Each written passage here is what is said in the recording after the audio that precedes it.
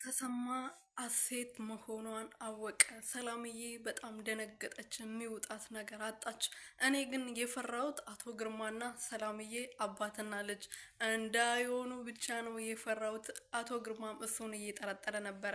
ሳምንቾም እንደዛው ሜሮንም እነዚህ ሰዎችም በምንድን ነው የሚገናኙት? ለምንድን ነው አቶ ተሰማ የተባለው የአባቷ ስም? ከዚህ በፊት ይህን ስም ሰምቼ የማውቀው ይመስለኛል፣ ግን የት ነው የሰማሁት በማለት ራሷን ስትጠይቅ ነበረ። ሜሮን ማለት ነው። ሰላም ሰላም ቤተሰብ እንዴት ናችሁልኝ? እኔ ያለው ፈጣሪ የተመሰገነው። በያላችሁበት ሰላማችሁ ብዝት ትርፍርፍ ይበልልኝ። ለዚህ ቤት አዲስ የሆናችሁ ሰብስክራይብ፣ ሼር፣ ላይክ የመደወል ምልክቱን እየነካችሁ ቤተሰብ ሁኑልኝ በትህትና ጠይቃችኋለሁ።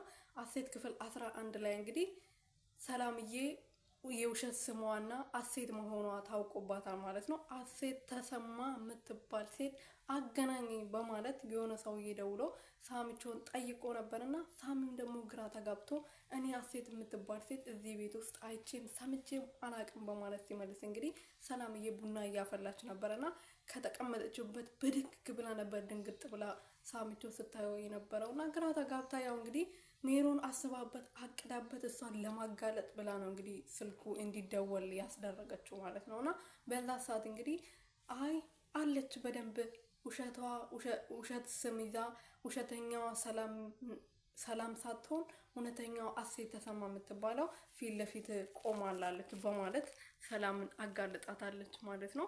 ሳሚ እንግዲህ ሁሉም ነገር ሰላም ሆኗል፣ ሰላምዬን ይቅርታ መጠየቅ አለብኝ ብሎ ራሱ ሄዶ ይቅርታ ጠይቋት ነበረ። ተታርቆ ነበረ፣ ሰላም ፈጥሮ ነበረና ሜሮን እንግዲህ እነሱ ሰላም በመፍጠራቸውና አንድ ላይ እንደ በፊቱ በመሆናቸው ተናዳ ነበረ ይሄን ነገር ለማድረግ የወሰነችው።